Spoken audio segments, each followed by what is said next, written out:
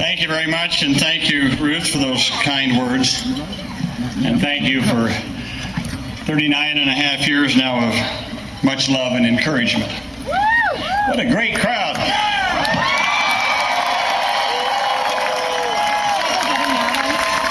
This is my idea of a surge.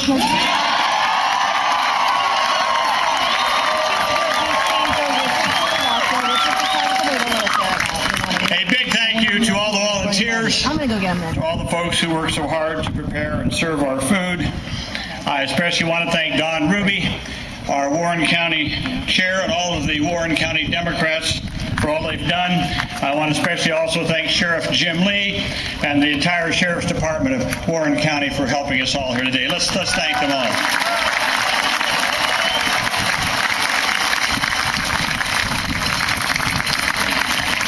Special thanks to our band, Both Sides of the Mississippi, for their great music.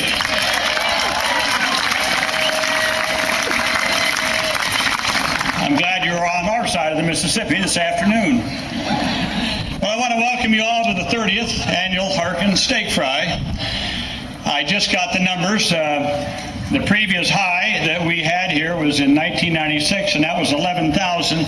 We've now clocked in a little over 12,000 here today.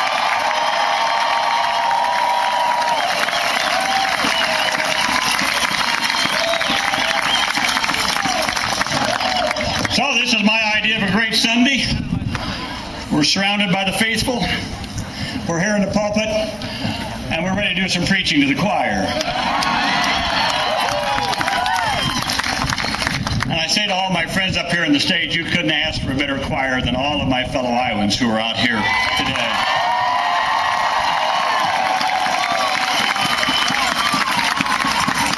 First, I want to thank all of my fellow Iowans for pulling out all the stops last year to elect our great new governor, Chet Culver.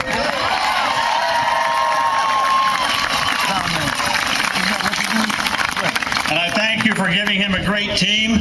Lieutenant Governor Patty Judge, our Secretary of State Mike Morrow, Attorney General Tom Miller, and Treasurer Mike Fitzgerald. A great team for Governor Culver.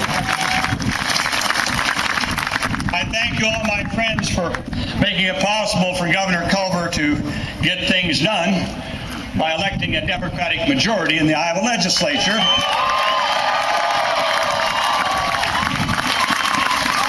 And for making Pat Murphy our House Speaker and Mike Gronstal our Senate Majority Leader. They are doing a great job of building on the achievements of Governor Tom Vilsack.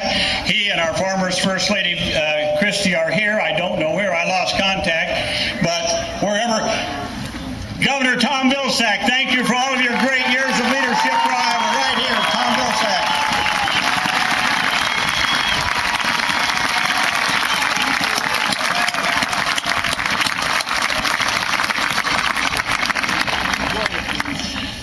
Well, thank you, my friends, for sending Leonard Boswell back to Washington for a richly deserved sixth term in the House of Representatives. And thank you for sending my two new favorite people in Congress, Dave Loebsack and Bruce Braley, to Congress.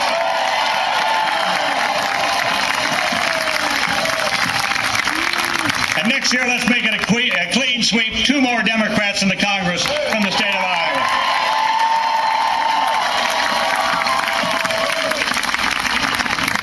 You know, when Will Rogers said he belonged to no organized party, that he was a Democrat,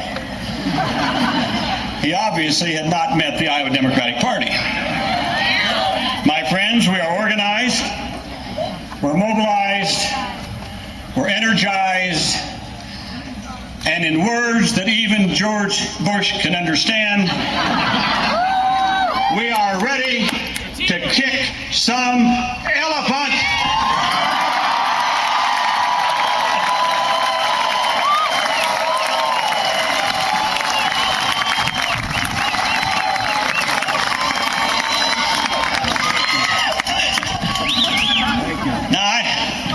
I know why there's such a huge crowd this afternoon. You didn't come to see me.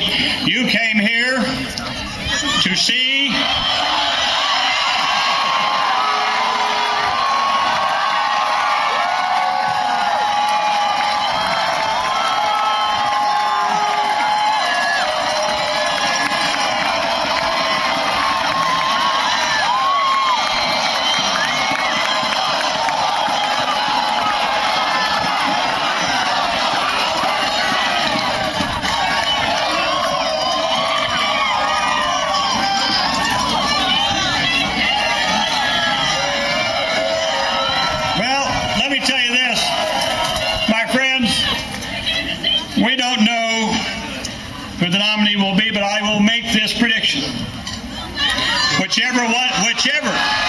Whichever one of my friends up here on the stage gets a Democratic nomination will be the next Democratic president of the United States.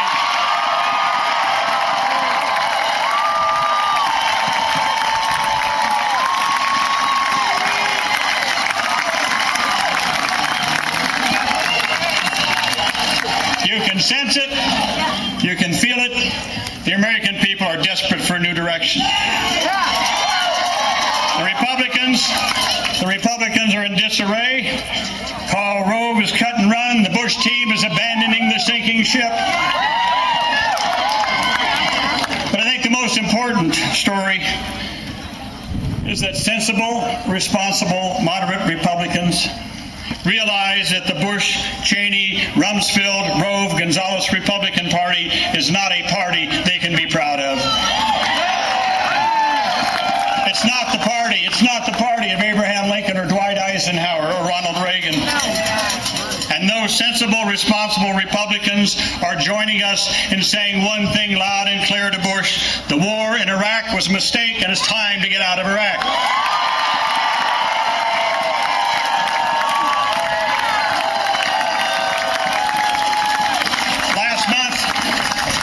Last month, as I traveled the length and breadth of Iowa, I heard one continuous message, and that was it: get us out of this mess.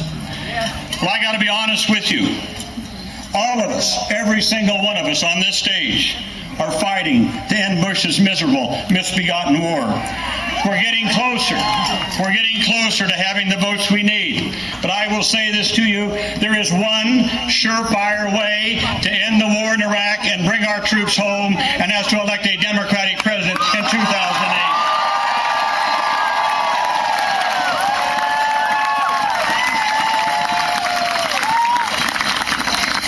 But it's not going to be a cakewalk in winning. Political consultants who are telling Democrats to play it safe, I think, are wrong. We need to stand for big ideas. We need to be proud progressives. We need a bold plan for universal health insurance.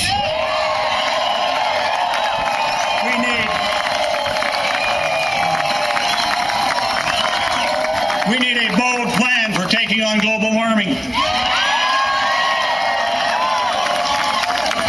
We need a bold plan to restore the rights of organized labor in this country.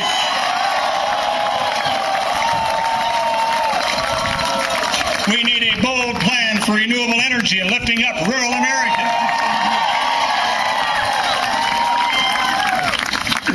And one more thing.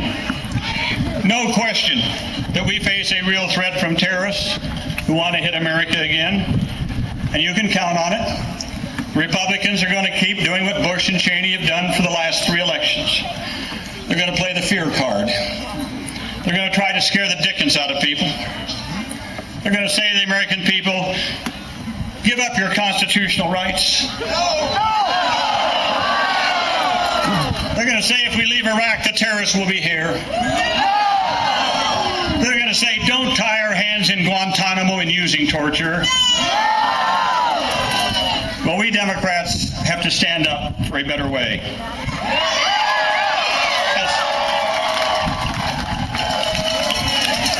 As Franklin Roosevelt said in the Second World War, we'll fight, but we won't fear.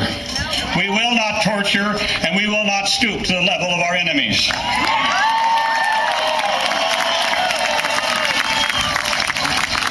So, my friends, if this is the kind of America we want, an America that stands tall again, then it's time to get moving.